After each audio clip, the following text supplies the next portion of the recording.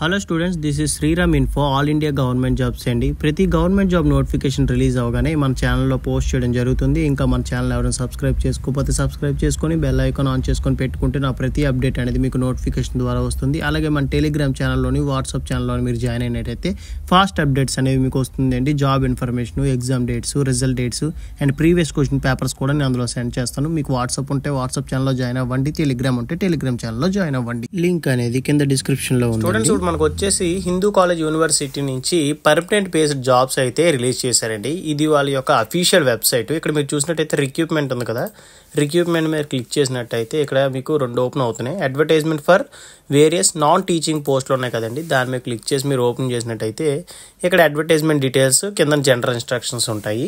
ఈ నోటిఫికేషన్ కోసం క్లియర్గా ఎక్స్ప్లెయిన్ చేస్తాను, వీడియో స్కిప్ చేయకుండా లాస్ట్ వరకు చూడండి. 10th బేస్ మీద ఉన్నాయి, అలాగే ఇంటర్ బేస్ మీద కూడా దీనికైతే జాబ్స్ ఉన్నాయండి. ఎటువంటి ఎక్స్పీరియన్స్ అయితే వీళ్ళకి అడగలేదు. అప్లికేషన్ ప్రాసెస్ కూడా నేను ఎక్స్ప్లెయిన్ చేస్తాను. ఇది వచ్చేసి మనకి అఫీషియల్ నోటిఫికేషన్ అండి. మనకి అప్లికేషన్ అనేది 16th January 2024 స్టార్ట్ అయింది. లాస్ట్ డేట్ చూసుకున్నట్టయితే 9th February 2024 లోపు అయితే మనకి ఎండ్ అవుతుంది. ఈ వెబ్సైట్ ద్వారా మనం అయితే అప్లికేషన్ అనేది పెట్టుకోవాల్సి ఉంటుంది. అప్లికేషన్ ప్రాసెస్ కూడా నేను క్లియర్గా ఎక్స్ప్లెయిన్ చేస్తాను లాస్ట్లో. ఇక్కడ మనం చూసుకున్నట్టయితే ఫస్ట్ జూనియర్ అసిస్టెంట్, అలాగే ల్యాబొరేటరీ అసిస్టెంట్, లైబ్రరీ అటెండెంట్, ఈ మూడింటికి సంబంధించి ఎటువంటి ఎక్స్పీరియన్స్ అవసరం లేకుండా 10th అండ్ ఇంటర్ బేస్ మీద వీళ్ళైతే రిక్రూట్ చేస్తున్నారు. డైరెక్ట్ రిక్రూట్మెంట్ అంటే పర్మనెంట్ బేస్డ్. శాలరీ చూసుకున్నట్టయితే జూనియర్ అసిస్టెంట్కి లెవెల్ 2 ఇస్తున్నారు. And next library attendant and laboratory అటెండెంట్కి వచ్చేసి లెవెల్ 1 ఇస్తున్నారండి శాలరీ. అలాగే మనకి జూనియర్ అసిస్టెంట్కి వచ్చేసి ఏజ్ లిమిట్ అనేది 27, 3 పోస్టులు అయితే ఉన్నాయి. ఇలాగే లైబ్రరీ అటెండెంట్కి, ల్యాబొరేటరీ అటెండెంట్కి ఏజ్ లిమిట్ వచ్చేసి 30, అలాగే వీళ్ళకి పోస్టులు వచ్చేసి 33 ఉన్నాయండి ల్యాబొరేటరీకి. లైబ్రరీ అటెండెంట్కి వచ్చేసి 3 పోస్టులు అయితే ఉన్నాయి. ఎడ్యుకేషన్ క్వాలిఫికేషన్ డీటెయిల్స్ చెక్ చేసుకున్నట్టయితే జూనియర్ అసిస్టెంట్కి వచ్చేసి మనకి ఇక్కడ చూడండి 10+2 ఇచ్చారంటే ఇంటర్ పాస్ అయిన వాళ్ళు అప్లై చేసుకోవచ్చు. ఆర్ ఇట్స్ ఈక్వాలెంట్ క్వాలిఫికేషన్ అంటే డిప్లొమా క్వాలిఫికేషన్ ఉన్న వాళ్ళు కూడా దీనికి అప్లై చేసుకోవచ్చండి. అలాగే దాంతో పాటుగా మనకి 35 words per minute English typing వచ్చి ఉండాలి. లేదు అనుకుంటే 30 words per minute Hindi typing అయినా మనకి వచ్చి ఉండాలి. అండ్ నెక్స్ట్ ల్యాబొరేటరీ అటెండెంట్కి ఎడ్యుకేషన్ క్వాలిఫికేషన్ డీటెయిల్స్ చూసుకున్నట్టయితే 10th పాస్ అయితే సరిపోతుందండి. ఈ ల్యాబొరేటరీ అటెండెంట్కి మనం అయితే అప్లై చేసుకోవచ్చు.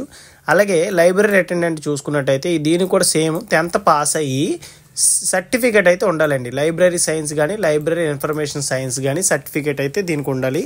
ల్యాబొరేటరీ అటెండెంట్కి వచ్చేసి ఎటువంటి సర్టిఫికేట్ అవసరం లేదు, 10th పాస్ అయితే దీనికి సరిపోతుంది. జనరల్ ఇన్స్ట్రక్షన్స్ చూసుకున్నట్టయితే మనకి రిటన్ టెస్ట్ ఉంటుంది. అలాగే రిటన్ టెస్ట్ అయిన తర్వాత మనకి స్కిల్ టెస్ట్ అనేది కండక్ట్ చేస్తారండి. Age relaxation as per university guide lines అని చెప్పేసి మనకి ఇక్కడ ఇచ్చారు.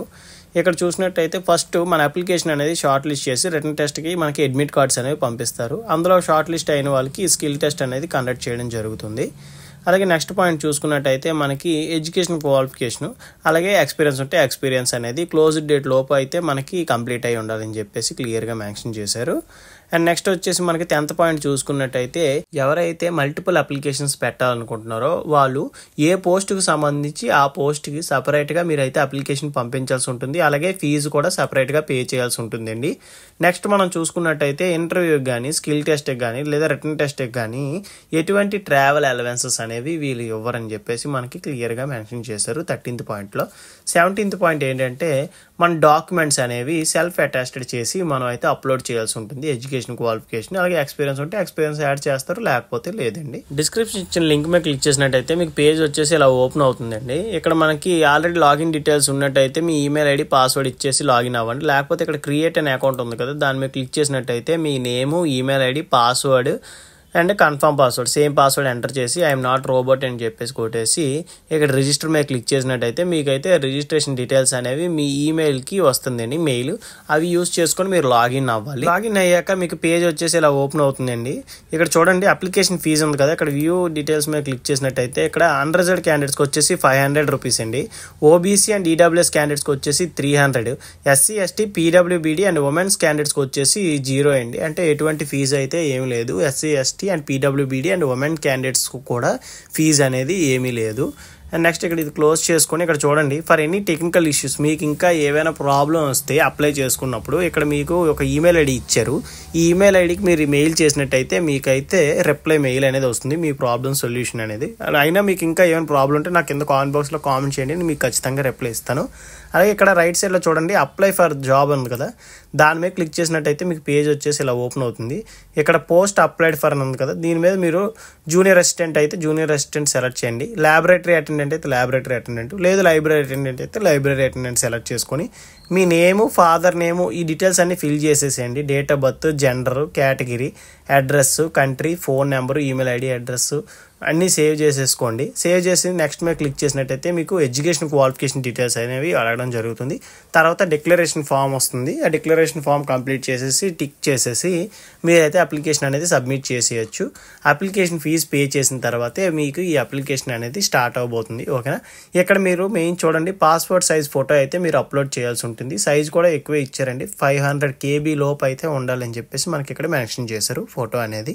ఈ application process and next notification డీటెయిల్స్లో ఇంపార్టెంట్ పాయింట్స్ అనేవి ఇవేనండి. మీకు ఇంకా ఇందులో ఏమైనా డౌట్ ఉంటే నాకు కింద కామెంట్ బాక్స్లో కామెంట్ చేసినట్టయితే మీకు ఖచ్చితంగా నేను రిప్లై ఇస్తాను. అలాగే మన ఛానల్ ఇంకా ఎవరైనా సబ్స్క్రైబ్ చేసుకోకపోతే సబ్స్క్రైబ్ చేసుకొని బెల్ ఐకాన్ ఆన్ చేసుకొని పెట్టుకుంటే నా ప్రతి అప్డేట్ అనేది మీకు నోటిఫికేషన్ ద్వారా వస్తుంది. Thank you so much for watching video. Keep supporting.